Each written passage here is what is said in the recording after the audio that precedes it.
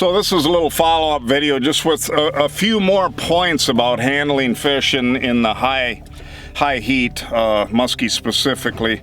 I've got a gentleman in the boat here right now. Just wanted to mention that. Yeah. Let's see Bryce.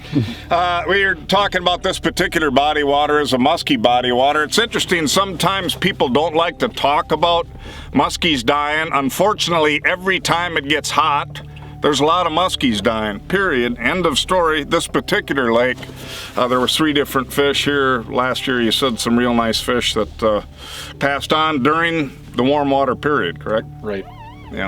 Yeah. So this happens. It's undeniable. In a way, I've heard about lactic acid buildup over the years and dissolved oxygen being very low on the top.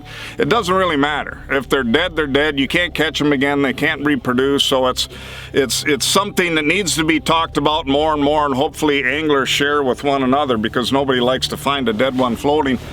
To get a little more in depth as to when the water column is just plain hot and the different situations you might run into and methods that I do not suggest. One of them is anything that would lengthen the fight. That could possibly be lighter tackle. You might still be using something musky size, but sizing down and tackle that's going to extend the fight. You don't want to be doing that. Any kind of long line trolling. Definitely not. It's going to extend the fight quite a bit. If you are trolling even short line, make sure you shut the boat down right away. If you do get a strike, just minimize that fight time and the stress time from the fish. Now, the particular body of water we're on today is fairly shallow. You're going to have fairly consistent temperatures from top to bottom. The advantage to that is you get a couple of cool mornings and a rain, that kind of thing. This body water like this will cool down real quickly. You can probably get out and fairly safely fish it.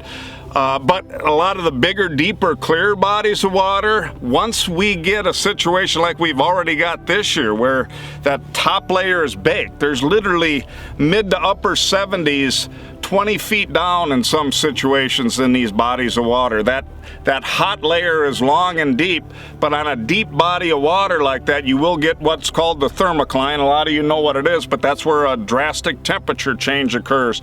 It'll literally drop from about 75 to 65 in about a 5-foot zone. That can be a very effective place, that zone, to target muskie and pike. I used to do it years ago, found out the hard way it wasn't a good idea.